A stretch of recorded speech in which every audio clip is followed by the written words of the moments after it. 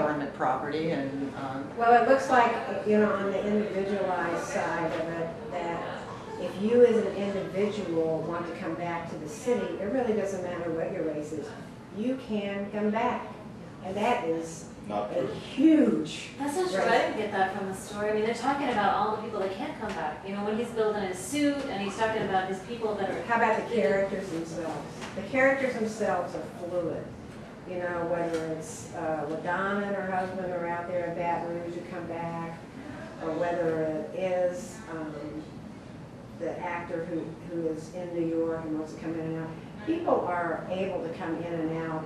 The And, people we see are. But they talk about. I know, but people the who aren't. story is through the characters. It's not through, you know, some generic, once in a while, people want to come home. I mean, this is today a live issue of people who are stuck in parishes all around here, in places across America, who are jacked up and cannot get back here for a myriad of reasons. And some of them have houses here and can't get their own houses repaired.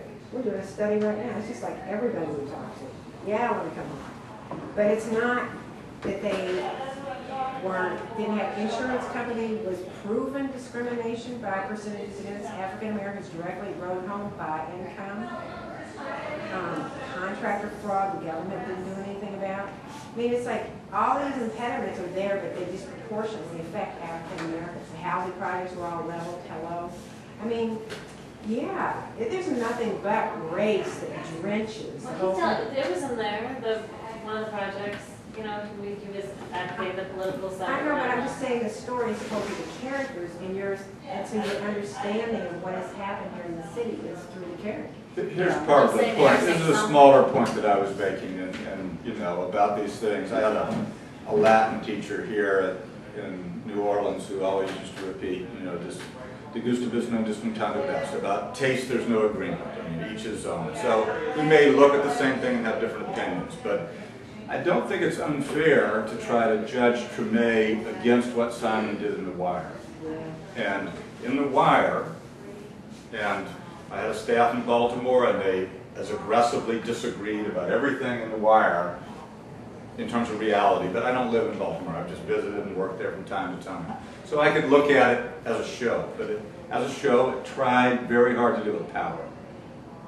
It tried very hard to deal with how race dealt with power, both in terms of political struggle and people trying to get into office, or how money worked, how the police interacted on these issues. Those themes were very important in what made The Wire. Unions were in there, business people were in there, developers were in there. It rang true to authentic issues that are in Baltimore. And it may not have been right how they dealt with some of it. Like I say, I had to hear all the arguments for how wrong it was and how many pieces weren't told. If you look at Treme, those same issues are not dealt with in Treme. And I think Simon had the ability. What excited me about Treme coming was The Wire, because he set a certain standard. So I don't think it's unfair for me to say, why are you not dealing with this part of what is a reality here? We've had a struggle politically, black and white, for a generation.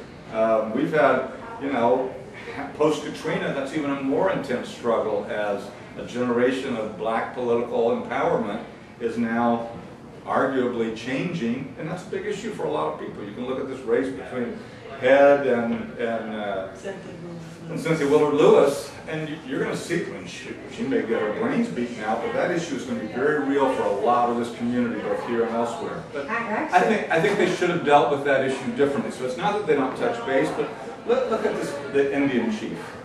The Indian chief, if he didn't kill that guy with the tools, what was the tool issue? I don't know how the guy lived through it. But the Indian chief somehow is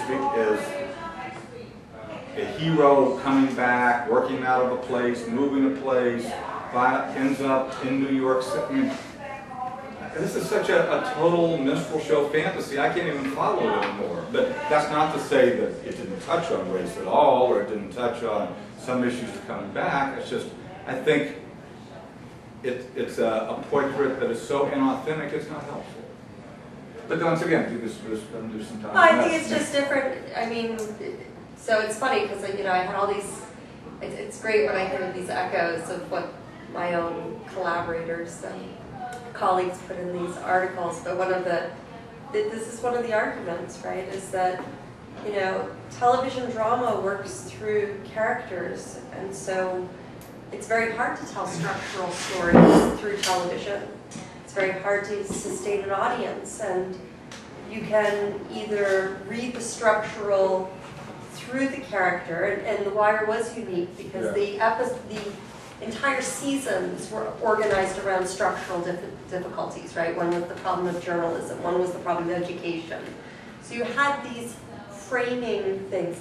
The only framing device for Treme is the music, right? So, so exactly. Well, not even that. I mean, Vicki made a point that in the first 2 seasons we had 3 Mardi Gras or something, right? Yeah, something like that. There was a lot of there seemed like a lot of carnival parades going on. Right. There's a second line, there's a parade. I mean, I live in the Marigny. I see all that stuff, when I live there. But geez, I also went to work.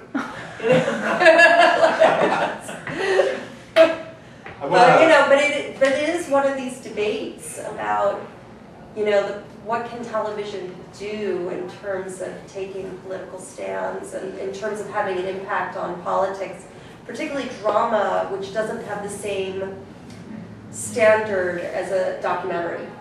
And Simon definitely tries to walk the line, and maybe it's because the music is the structuring theme in each of these that it doesn't, and maybe that's not its point either. I think you had a point that, Simon's very often saying he's interested in being a storyteller, which raises the question, why is he poaching on our reality so much? But, he wants to be an artist. I see that similar thing happen with Jon Stewart from The Daily Show. A lot of times people, because he's had such an influence in this country, at least to a liberal young white person. But he'll, sometimes journalists will take him to task for things he's done and said, and he'll always be like, well, I'm just a comedian. And so one can argue, is David Simon a storyteller? And I have read, when people try to take him to task for details or opinions in the show since put forth, he does fall back on, I'm a storyteller. So, it's up to us to be like, is he? And I see Jon Stewart do that as well. It's like these artists who kind of dip into our realities and make points can always escape through that back door, whether or not you view it as escape. Yeah, we make a judgment whether or not we should let them escape. You can't both have rallies, in front of the White House coming out of Stewart and Colbert and not be held to some political standard eventually. You can't, as much as Simon likes to say he's a storyteller, he also, I can tell you twice as many stories where he's telling how he enjoys how people say how authentic his show is. So, one of the things I've learned from not from being here at the Coffeehouse, but being an organizer for many years, is that there's a certain point, and it usually is, as a meeting gets to about 90 minutes after it's supposed to start, whatever time it started, that it's always just best, you get to that point, everybody's still in a good mood, people don't start voting with their feet and walking out and looking at the clock, so we're about 8:30. I think Vicki would probably be glad to stay for another couple minutes and talk individually to people, and I'm not chasing people out, but it's probably a good time to say thanks for everybody coming. I really appreciate it. I've enjoyed this tremendously. If you allow me to, I'd like to hand out my card because I was serious about that season 3 starting.